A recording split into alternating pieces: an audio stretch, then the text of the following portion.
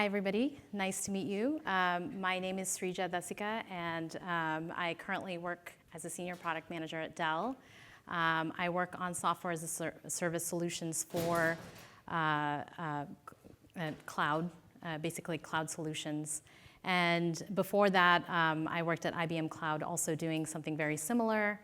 But I started out my career actually working for Daimler, where I was designing electronics for semi-trucks. So that was probably the most interesting way to start my career in engineering. I eventually transitioned into product management because of some interesting customer experiences I actually was inspired by in my first job at Daimler. So let me go to the next slide. So this is a topic that's near and dear to my heart, and it's been a thread through my whole career, is the importance of customer feedback. And of course, as product managers, all of you already know how important customer feedback is. And what I wanted to kind of talk about more is customer feedback in B2B. So my entire career, I've worked on B2B products. And so the landscape of finding customers to talk to and getting that feedback tends to be a little bit different. And I wanted to kind of call out that nuance. And through my experience, I was able to kind of form a framework for me that kind of helps me organize how to approach starting to collect that information. And hopefully that'll be helpful for you as well. So. One thing that I do want to start off with, since we're talking about customer feedback, is a story from my very first job. So right out of college, I started working for Daimler, making electronics for semi-trucks. And I was fortunate enough to go through a rotation program that helped me understand from the point of how somebody orders a truck and what kind of, there's a lot of customized specifications that go into it. And oftentimes it's large companies like Walmart or someone that's ordering hundreds and hundreds of trucks. So how does it get ordered all the way to how does it get built in the manufacturing facility and everything in between? And one of the departments that I got to work with was the user research and ergonomics department, where they would do mock-ups of things that they wanted to build, new designs of both interior and exterior parts of the vehicle. And back then there was no product manager role that existed in that company. But one thing, I got some experience that kind of helped me find eventually the path to product management there. So what we would do is, when I was working in that rotation, they would mock up things like either interesting dashboards that we wanted to introduce to customers, or something as simple as a cup holder, just to see how a user would get into the vehicle and interact with it. And so we would actually mock up some of the trucks that we had in the lot, and then actually drive to a truck stop. And we would have like a $10 rewards card or something that they could take in order to give us their review. And so it was just a very interesting way to get out and see all the different users that are using your product and how they're using it. And so the time that I went to the truck stop was when we were testing out this cup holder and where they wanted to place it and make sure it was big enough for the kind of drinks that truck drivers buy. And so it was just really interesting. And I was very specifically focused on the cup holder. But when I saw the truck drivers actually get into the truck and interact with the rest of the vehicle and start giving complaints or comments about things that they liked about other parts of the vehicle, it was just interesting. It was interesting to get into that psychological space and see that there's more to it than just that one cup holder. And so that's where I got really passionate about, okay, like if I'm building something as an engineer at my desk, I still want to know how that's being used. And I wanted to get into a job where I could interact with customers more, and that's what eventually led me here. So let me go to the next slide. So jumping into B2B feedback and how how that differs from what we maybe more commonly see when we Google for product discovery. So in B2B, your customers can span multiple industry verticals. And that's something that I face with working on cloud products right now. So we potentially have customers from financial and banking companies, healthcare, and then you also have retail, or somebody like Disney or Netflix. And so and each of their needs vary, even though they're still trying to use the cloud in a certain way. Their security protocols or the way they access or other things that they're regulated by will be different. And then the other big difference is your buyers are often different from your users. So people that are willing to actually open their wallet and spend the money on the product are very, very different. And so understanding who they are and what would get them to buy your product and who's influencing them to be interested to buy your product is something where you should definitely look at focusing on. But at the same time, also getting access to the users in their company that might be using your product. And it might not be one user. And for some type of cloud products, you might have multiple different users that have different roles and based on their job functions. So you need to kind of make sure that you are able to map out and understand all of those. And again, also keep in mind that the different industry verticals and the different roles other companies might have. So it's important to keep those two things in mind.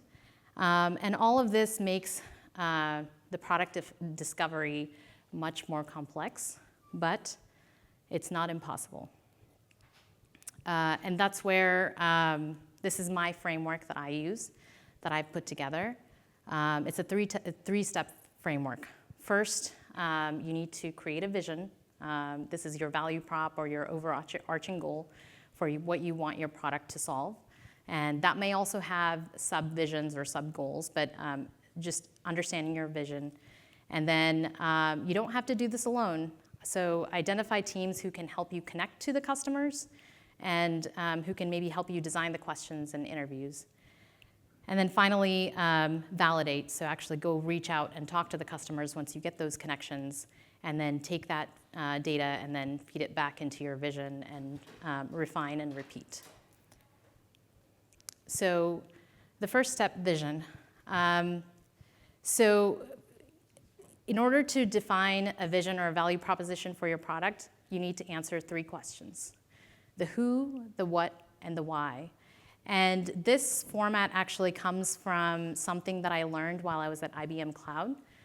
So one thing IBM did really well is when you join as a new product manager, at least this is something more recent, they indoctrinate you with their enterprise design thinking group with a design course that kind of walks you through like building a vision and organizing your stream of consciousness into the who, what, and the whys, and then breaking that down further.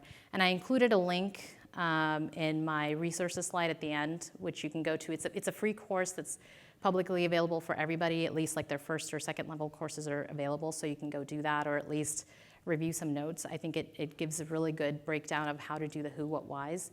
And I've been able to actually take that into other groups that I've worked and put that framework together for the team, and that's actually kind of made it easier to collaborate, especially on larger product teams and bigger cross-functional teams. So having that who, what, why process is key to kind of starting off on the right foot.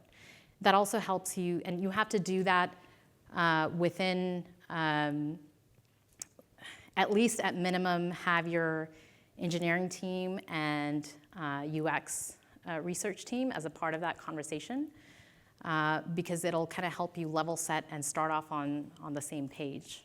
And that has certainly helped me in certain cases. And then next is determine the scope for that vision. So time bound it. Are you trying to deliver this vision in a year? or 3 years. And that'll change the kind of questions you're going to ask your customers.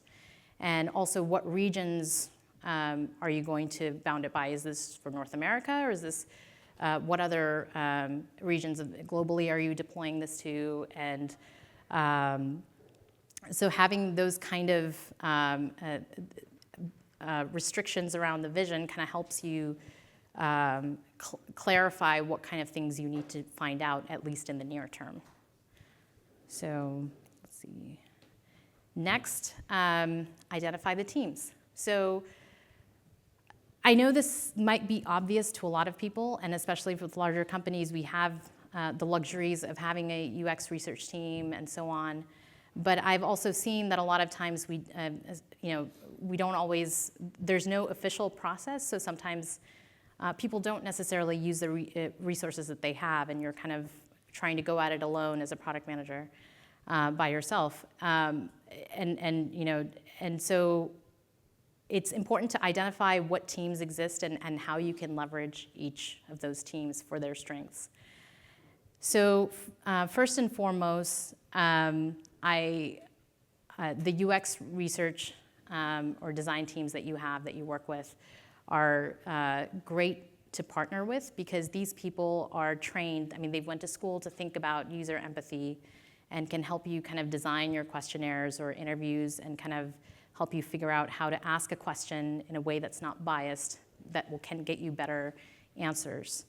And so I would highly recommend including your UX research to partner with you in working on your vision from the get-go, and also continuing to help design these questions and bringing them to interviews. They're not just there for making wireframes, they're there for, they have that empathy that they can kind of bring in and partner with you. Next is sales. Sales have direct access to potential customers in their pipeline.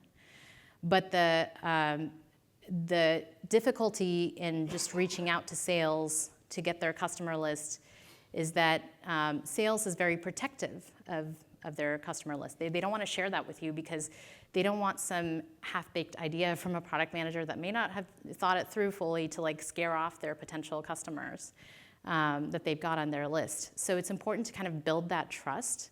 And this kind of goes back to what Shireen was saying in the panel. Your relationship can't be transactional. And evangelizing your vision and working together with sales in order to partner with them to take this forward is very, very important, because they can provide you that customer list that can not only provide initial customer feedback for your vision, but once you've got your releases that and future versions coming in, they can potentially be your beta users that can test and continue to give you more feedback. So building that kind of trust with sales from the get-go is also very, very important. And understanding what that seller is looking for, what their needs are, and just kind of listening to them so you can partner with them. And next would be customer success managers. I know this can be different depending on what company you're in, but in the companies that I've worked for, these are generally people that have a repository of your existing customers. Usually it's premier customers that they have a close relationship with, that they're making sure that they're able to use your company's products okay, and potentially even looking to cross-sell new products. So partnering with these customer success managers also helps you get access to your existing customers. Very similar to the relationship with sales, again, building that non-transactional but more trust-based relationship will help you get access to customers as well. And then finally, peer product teams.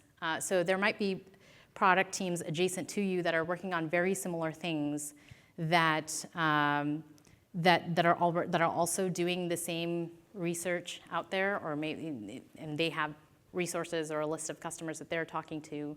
And if you can find out who they are and kind of work with them as well together, explain what you're looking for, maybe you can combine and share and cast a wider net. So that's another rich area to partner with. And the next one would be customer support. And I feel like I rarely see people contacting, at least in my anecdotal experience, working with customer support to kind of see what kind of things are coming up. Support is just, these people hear all the complaints, all the problems that are out there of things that you've already released. And so sometimes it's great to be able to go to them and kind of get some insights and bring those back as well. And channel partners are another good source. So, so if your product is also being sold by other partners, they are usually very, very open to speak to you and connect with you and tell you the hurdles regarding your products. And in some cases, they might also be working with your competitors as well. So they sometimes you can get information on, okay, like we're able to partner with this other company better than you, or you get cross information that's really interesting sometimes when you talk to open up the channel and talk to these people. And finally, external consulting teams, and this is dependent on your budget, but if you do have the budget, I highly recommend working with a team where you can send out like a survey to several thousand people, a written survey, so that you can then get some quantitative data back that you can compare against your qualitative data of talking to individual customers on one-on-one interviews from your other avenues. And finally, validate.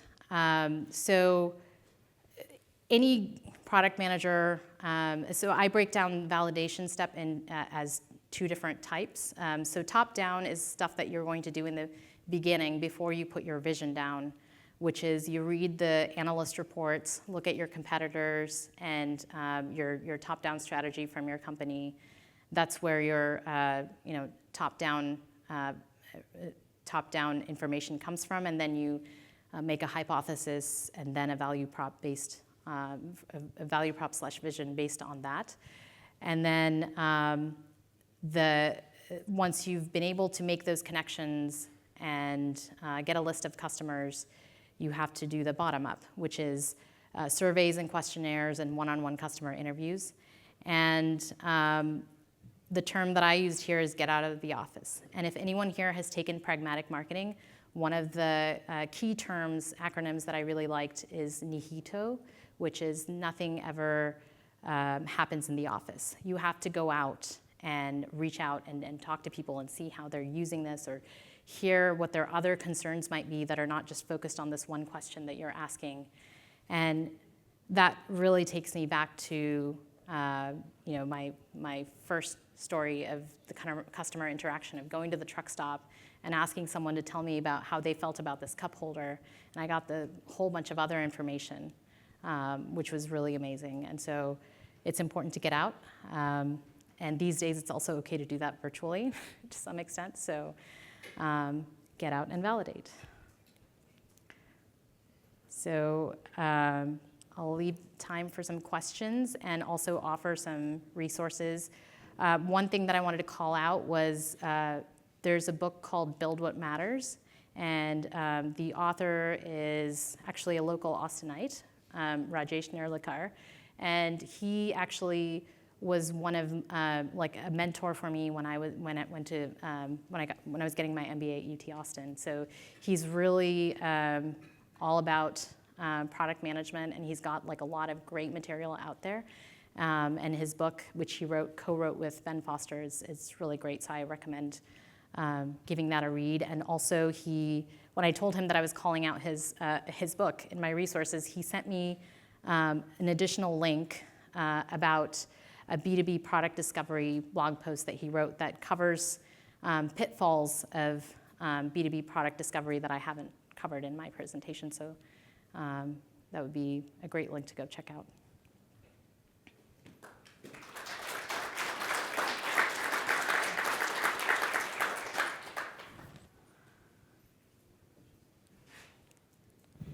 All right, should show up on the screen here in just a minute.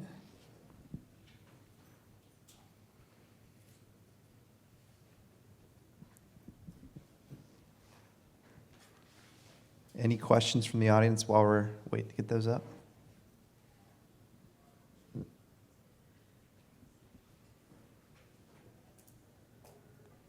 You may get off easy. I know. That's good. Well, it's Friday evening, so I'm keeping everybody from a happy hour. Yep, you got one right here. I'll bite. Do you have any favorite ways of getting customer interviews? Because essentially you're asking them to give up their time, Yeah. their work day, or part of it maybe to talk with you about stuff that is helpful for you, but maybe not them. Do you have any great ways to get them to take the bait? Besides a $10 card, copy of some extra. No, so usually I think the key here is like when you go through your sales or customer success channels, there are people that are, at least like in the sales channel, for example, there are people that are almost like interested and they're already talking to the seller. So they might know the right points to like get them to talk about this a little bit more. So like using so because the customer already has that the potential customer has that relationship with the seller. So if you are able to kind of work through that seller, you can leverage that seller's relationship in order to get them to talk to you. So there's so you're not necessarily doing that piece directly. At least that's been the case in my experience. So like kind of understanding through the seller like what this customer is looking for and just kind of getting a picture of where this person is mentally, and sometimes you also know like who else are they comparing you against, and so you kind of get like that battle card ready and arm the seller with it to kind of help convince them, say, hey, like you might have something really great here. And so there's also, I think a lot of times it comes down to cost. Like, okay, like if they're considering this solution for my competitor, because they're also pretty open about that information, at least from my my experience. You know, oh, they think their total kind of cost of ownership if they go with their competitor is going to be like this. Like, what can we do to encourage them? So you kind of crunch those kind of numbers to show them the value of how your stuff is better, and you again work with sales to make that happen. So, yeah. Yes. One of your examples, you're talking about the get out of work to collect kind of customer insights. So, especially kind of now in this post-COVID world, what kind of strategies do you use to kind of collect that feedback from customers? Yeah, I mean, so I guess in some ways, like the current